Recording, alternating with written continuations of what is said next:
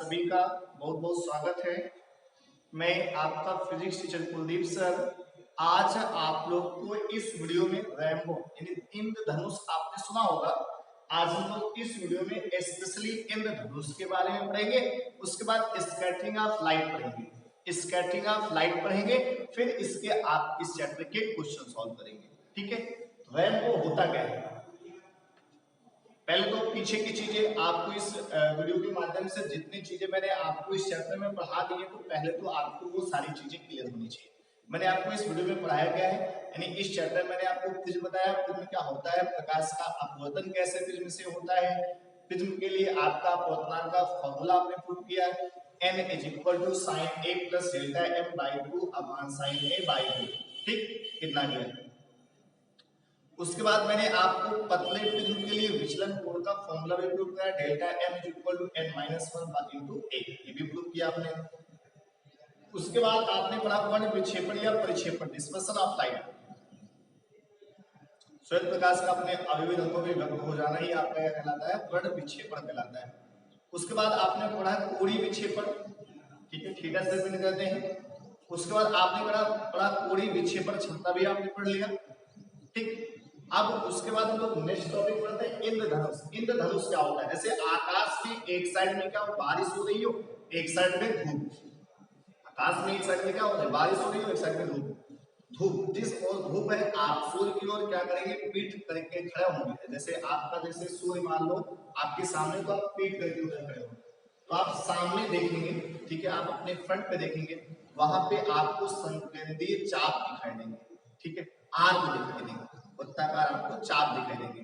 वो जो चापें होती हैं वही आपका इंद्रधनुष, यानी ऐसे आपको दिखाई देंगे, आपको इंद्रधनुष ही तो समझ में आएगा। तो इसी को हम लोग क्या कहते हैं, इंद्रधनुष कहते हैं। क्या कहते हैं बेटा?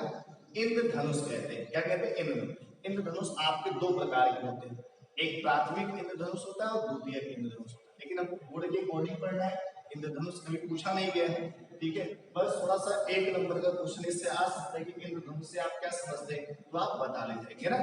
अब उसके बाद हम लोग इसमें पढ़ते हैं प्रकाश का प्रकीर्णन। प्रकाश का प्रकीर्णन, scattering of light, scattering of light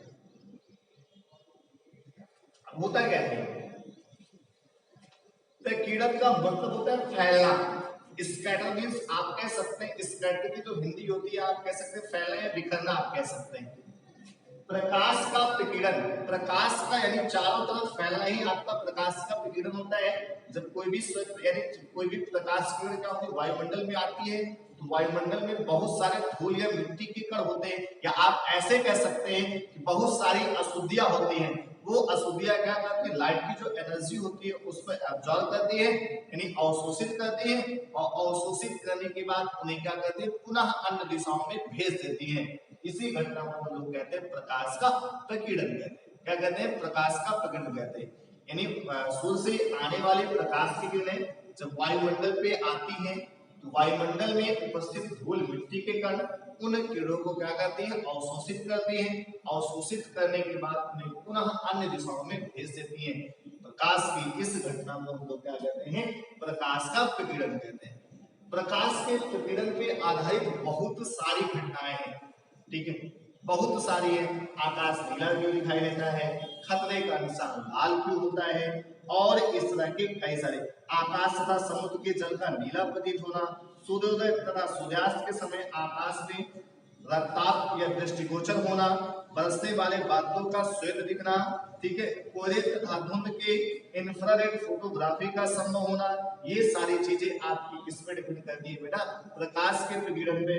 अगर आपसे पूछता है कोई खतरे का निशान लाल होता है, क्यों होता है, तो आप बताएंगे प्रकाश के प्रकीर्णन के कारण होता है। क्यों होता है? प्रकाश के प्रकीर्णन के कारण होता है, क्योंकि प्रकाश का जो लाल रंग होता है उसकी तरंगदैर्घ्य सबसे ज्यादा होती है। क्या होती है? उसकी तरंगदैर्घ्य सबसे ज्यादा होती है, लगभग आपकी वो 7800 एंगस्ट्रॉम होती है। कितनी होती है? 7800 एंगस्ट्रॉम। जो आपका बैगनी होता है उसका अप्रॉक्सीमेट 4000 एंगस्ट्रॉम होता है। ये आपका बैगनी है, ये आपका रेड कलर है।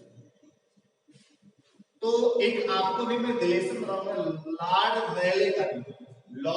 रैले का नियम, उसमें ये बताया था विकिरणित प्रकाश की जो तीव्रता होती है तरंग दैर्घ्य के चतुर्थ घात के अनुपाती होती है। तरंग दैर्घ्य के चतुर्थ घात की अनुपाती नहीं बेटा, व्युत्क्रमानुपाती, क्योंकि अपान में दिया गया। इस रिलेशन से निकलता है कि अगर तरंग दैर्घ्य ज्यादा होगी तो उसकी तीव्रता क्या होगी, कम होगी। कम होने का मतलब वो कम फैलेगी, अगर कम होगी तो उसकी तीव्रता क्या होगी, ज्यादा होगी, यानी ज्यादा फैलेगी। ठीक, तो इस आधार पे हम लोग यहां से निकालेंगे। तो प्रकाश का विकिरण बेटा क्या होता है, समझ में आया? जब कोई भी प्रकाश की किरण वायुमंडल में प्रवेश करती है तो वायुमंडल में उपस्थित धूल या मिट्टी के कण उनको क्या कहते हैं, अवशोषित कर लेते हैं। अवशोषित करने के बाद पुनः उन्हें क्या करती हैं, अन्य दिशाओं में भेज देती हैं। प्रकाश की इस घटना को हम लोग कहते हैं प्रकाश का विकिरण कहते हैं। अब इसके बाद हम लोग पढ़ेंगे लॉर्ड रैले का नियम। लॉर्ड रैले का नियम, लॉर्ड रैले का नियम, लॉर्ड रैले का नियम, लॉर्ड रैले के नियम में लॉर्ड रैले ने क्या बताया, इस नियम के अनुसार प्रकीर्णित प्रकाश की तीव्रता, ध्यान से सुनना, इस नियम के अनुसार प्रकीर्णित प्रकाश की तीव्रता तरंग दैर्घ्य के चतुर्थ घात के व्युत्क्रमानुपाती होता है। इस नियम के अनुसार प्रकीर्णित प्रकाश की तीव्रता तरंग दैर्घ्य के चतुर्थ घात के क्या होता है बेटा, व्युत्क्रमानुपाती होता है। इस आधार पे अगर आप यहां से कह सकते हैं कि अगर तरंग दैर्घ्य बढ़ेगा तो उसकी तीव्रता घटेगी, अगर तरंग दैर्घ्य घटेगा तो उसकी तीव्रता क्या होगी, बढ़ेगी। तीव्रता का मतलब फैलने की क्षमता आप यहां पे कह सकते हैं। ठीक, लॉर्ड रैले का नियम क्या होता है, प्रकीर्णित प्रकाश की तीव्रता तरंग दैर्घ्य के चतुर्थ घात के क्या होता है, व्युत्क्रमानुपाती होता है। तरंग दैर्घ्य के चतुर्थ घात के बेटा क्या होता है, व्युत्क्रमानुपाती होता है। अब इसके आधार पे आपके कई सारे एग्जांपल दिए गए, जैसे आपका पहला एग्जांपल है खतरे का निशान लाल क्यों होता है। खतरे का निशान लाल क्यों होता है, और भी कलर हो सकता था, क्यों लाल ही सिलेक्ट किया गया, ये भी तो आपके माइंड में क्वेश्चन आता होगा कि आप देखते हैं ट्रेन आती है, ट्रेन में लाल कलर दिखा दिया जाता है, वो क्या होती है, ट्रेन रुक जाती है। ग्रीन आप दिखाते हैं तो इसका मतलब कोई भी खतरा नहीं, आप जा सकते हैं, होता है ना। तो खतरे का निशान लाल ही क्यों लिया गया, क्योंकि लाल रंग की जो तरंगदैर्घ्य होती है सबसे ज्यादा होती है, उसकी तीव्रता सबसे कम होती है, तो वो फैलता कम है, फैलता ही नहीं एक प्रकार से, और दूसरे जो कलर होते हैं वो एक्सपैंड हो जाते हैं। अगर कोई भी चीजें फैल जाएंगी तो उसकी जो तीव्रता होगी वो क्या होगी बेटा, काफी तीव्रता हो जाएगी, काफी प्रसारित हो जाएगी। तो आप यहां से कह सकते हैं कि खतरे का निशान लाल होता है, इसका कारण प्रकाश का विकिरण है, क्योंकि लाल रंग की तरंगदैर्घ्य क्या होती है, सबसे ज्यादा होती है, बैंगनी रंग की तरंगदैर्घ्य सबसे कम होती है, अतः लाल रंग का जो विकिरण होगा सबसे कम होगा। लाल रंग का विकिरण क्या होगा, सबसे कम होगा, बैंगनी रंग का विकिरण सबसे ज्यादा होगा, इसलिए खतरे का निशान लाल लिया गया। खतरे का निशान क्या लिया गया, लाल लिया गया। क्या लिया गया, लाल लिया गया। और एक दो एग्जांपल आपको बताते हैं, बरसने वाले बादलों का स्वच्छ दिखाई देना, बरसने वाले बादलों का स्वच्छ दिखाई देना। अगला है सूर्योदय तथा सूर्यास्त के समय आकाश में सूर्य का रक्ताभ दृष्टिगोचर होना। अगला है कोहरे तथा धुंध में इंफ्रारेड फोटोग्राफी का संभव होना। ठीक है, आसमान तथा समुद्र में जल का नीला प्रतीत होना, आसमान तथा समुद्र में जल का नीला प्रतीत होना। ठीक है, तो आप जो है यहाँ से बता सकते हैं, क्योंकि आपको हाई स्कूल में भी ये सारी चीजें प्रकाश के विकिरण के बारे में बताई गई थी। इसके बाद हम लोग लवण प्रभाव है, लवण प्रभाव आपका आता है नहीं। अब हम लोग पढ़ेंगे क्वेश्चन में, चैप्टर बहुत छोटा है बेटा, खत्म हो गया चैप्टर आपका। अब हम लोग इसके एक आध क्वेश्चन आज इस वीडियो में कर लेंगे, उसके बाद आगे एक और वीडियो में न्यूमेरिकल करेंगे, उसके बाद ये चैप्टर खत्म, क्लोज। अब आइए हम लोग न्यूमेरिकल करते हैं, आइए देखते हैं न्यूमेरिकल। पहला क्वेश्चन देखते हैं, न्यूमेरिकल फर्स्ट क्वेश्चन देखते हैं, सुनिए ध्यान से। कहा गया एक प्रिज्म के पदार्थ का अपवर्तनांक, एक प्रिज्म के पदार्थ का अपवर्तनांक √2 एवं प्रिज्म कोण 60 डिग्री है। एक प्रिज्म के पदार्थ का अपवर्तनांक √2 एवं प्रिज्म कोण 60 डिग्री है। अल्पतम विचलन की स्थिति में ज्ञात कीजिए। अल्पतम विचलन की स्थिति में ज्ञात कीजिए पहला अल्पतम विचलन कोण, दूसरा आपतन कोण, तीसरा अपवर्तन कोण, चौथा निर्गत कोण। क्वेश्चन लिखते चले साथ में। एक प्रिज्म के पदार्थ का अपवर्तनांक √2 एवं प्रिज्म कोण 60 डिग्री है। अल्पतम विचलन की स्थिति में ज्ञात कीजिए पहला क्या निकालना है, अल्पतम विचलन कोण, दूसरा आपतन कोण, तीसरा अपवर्तन कोण और चौथा आपका निर्गत कोण निकालना है। बेटा हमको क्वेश्चन में सबसे पहले पता होना चाहिए कौन कौन सी वैल्यू आपको दी गई। पहले आप लिखेंगे गिवन दैट आपको अपवर्तनांक m की वैल्यू आपको √2 क्वेश्चन में दी गई है। प्रिज्म कोण भी आपको a की वैल्यू 60 डिग्री ये भी आपको दी गई है, 60 डिग्री दी गई है। ठीक, और कुछ दिया गया नहीं दिया गया। अल्पतम विचलन की स्थिति में अल्पतम विचलन कोण निकालना है, यानी डेल्टा m की वैल्यू आपको फाइंड करनी है। देखते हैं कैसे निकालते हैं। आपको फॉर्मूला पता है n sin a plus delta m/2 upon sin a/2। n की वैल्यू बोलो बेटा कितनी है, √2 है। sin, ठीक है, a की वैल्यू 60 दी गई है, डेल्टा m की वैल्यू आपको फाइंड करना है अपान sin a की वैल्यू 60/2। यहाँ पे कोई दिक्कत नहीं। अब sin में 30 बचेगा, आएगा √2 is equal to sin 60 plus delta m/2 upon sin 30। sin 30 होगा, इसको आप मल्टीप्लाई करेंगे हो जाएगा √2 into sin 30 is equal to sin 60 plus delta m/2।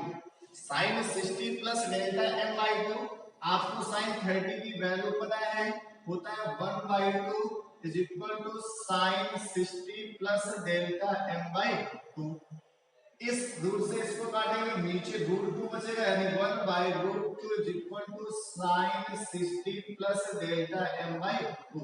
ये साइन की वैल्यू बेटा कितने की होती है, sin 45 की होती है, हो जाएगा sin 45 degree is equal to sin 60 plus delta m/2। Sine से साइन आपका कैंसिल होगा, बचेगा 45 degree is equal to 60 degree और प्लस डेल्टा m/2। इधर मल्टीप्लाई में भेजेंगे 90 डिग्री हो जाएगा is equal to 60 degree plus delta m, तो डेल्टा m की जो वैल्यू आएगी 90 माइनस 60, यानी डेल्टा m की जो वैल्यू आएगी मेरा 30 डिग्री है। कितनी आएगी, 30 डिग्री आ जाएगी।